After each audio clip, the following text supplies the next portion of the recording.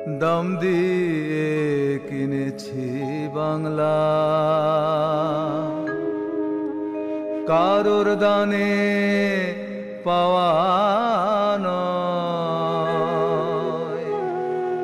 কত কুলের কুলাঙ্গনা নাম নিয়াছে বীরাঙ্গনা।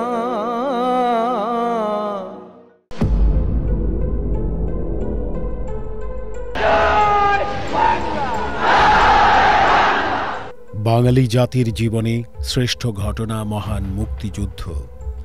স্বাধীনতার লাল সূর্য ছিনিয়ে আনতে প্রাণ উৎসর্গ করেছেন ৩০ লাখ মানুষ। পাকিস্তানি বাহিনী ও তাদের দোসরদের হাতে নির্যাতিত হয়েছেন অনেক নারী। সামাজিক বাঁধায় এই নারীরা তাদের দুঃখের কথা বলতেও পারেনি। অচলায়তন ভেঙে বঙ্গবন্ধু তাদের বীরাঙ্গনা উপাধি দিয়ে সম্মান জানিয়েছিলেন।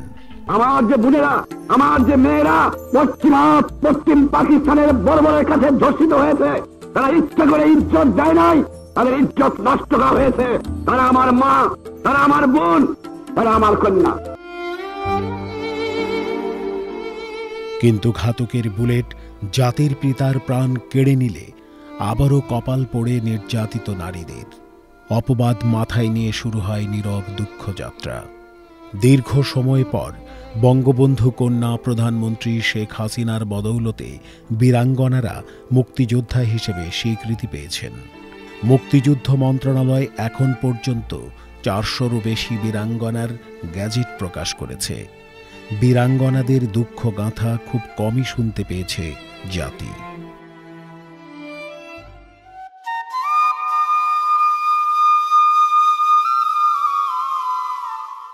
পরন্ত বিকেলে অস্তায়মান সূর্যের মতো ফুলমতির জীবনেও নেমে এসেছে সায়াহ্ন।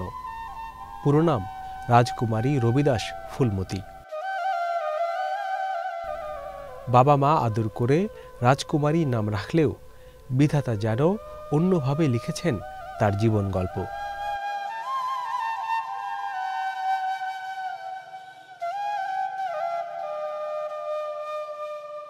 গাইবান্ধার সাদুল্লাপুর উপজেলা শহরের উত্তরপাড়ায় পরিবারের সঙ্গে তার সুখেই কাটছে দিন।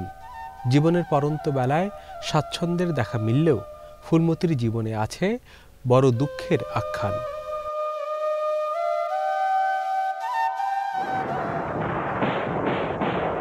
১৯৭১ সালে স্বাধীনতা যুদ্ধ চলাকালে এপ্রিল মাসে সাদুল্লাপুরে ক্যাম্প বসায় পাকিস্তানি সেনাবাহিনী।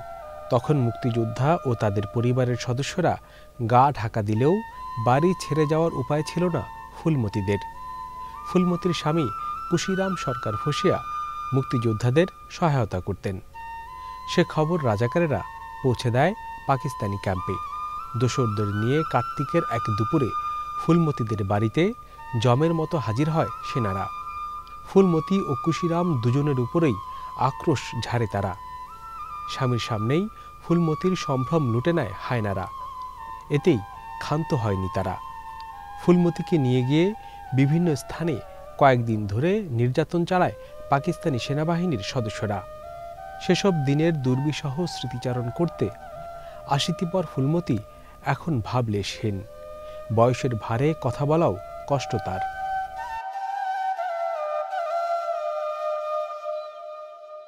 পাক বাহিনী আমার বাড়িতে হামলা করছে। পাক বাহিনী আমাকে ধরে নিয়ে গেছে, নিয়ে যা আমাকে নির্যাতন করছে। ঘরে এসে পাক বাহিনীর কয়েকজন সদস্য আমার বাবাকে রাইফেল ঠেকিয়ে আটকে রাখে এবং সেখান থেকে আমার মাকে তুলে নিয়ে যায়। তুলে নিয়ে গিয়ে তাদের সুবিধা মতো জায়গায় নিয়ে গিয়ে আমার মাকে তারা নির্যাতন করে। সেখান থেকে কোনোভাবে আমার মা আত্মরক্ষার চেষ্টা করে সেখান থেকে পালিয়ে আসে। আমার মায়ের ভাষ্যমতে আমার মা যখন নির্যাতিত হয় এলাকাবাসীর মধ্যে একটা শোরগোল বা একটা আলোচনা সমালোচনার ঝড় উঠে যায়। এই প্রেক্ষিতে আমরা সমাজের কাছে মিশতে পারতাম না, চলাফেরা করতে পারতাম না। আমাদের কেউ কোনো কিছু দিত না, কাছে মিশতো না, আমাদের সব দূর থেকে কেউ কথা বলতো। আমরা এগুলো থেকে বঞ্চিত হতাম।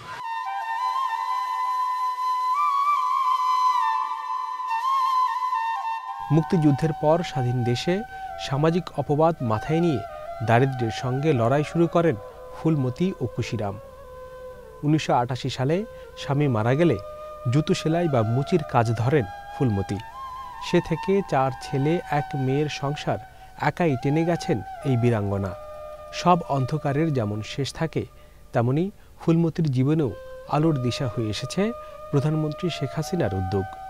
পেয়েছেন মুক্তিযোদ্ধার ভাতা, পাকা বাড়ি, উপার্জনের জন্য গবাদি পশু সহ অন্যান্য সুবিধা।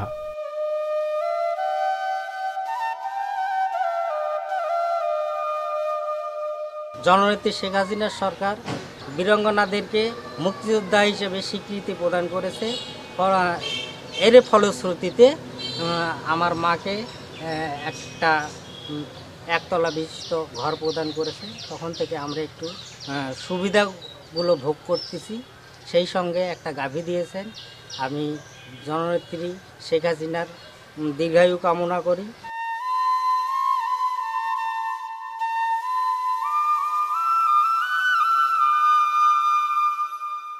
কষ্টে অপমানে যে জীবন গেছে তার, শেষ বেলায় মিলেছে সম্মান, স্বস্তি।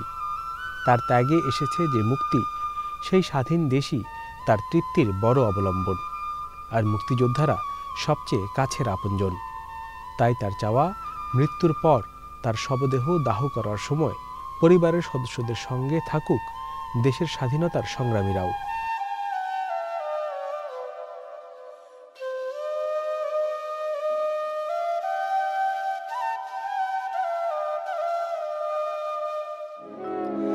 বাপের সামনে বলুক তো ঝুট, মেরি জাত হয়নি কি লুট। আজও বাংলার আকাশ বাতাস তারি শোকে উদাস হয়। আমি দাম দিয়ে কিনেছি বাংলা।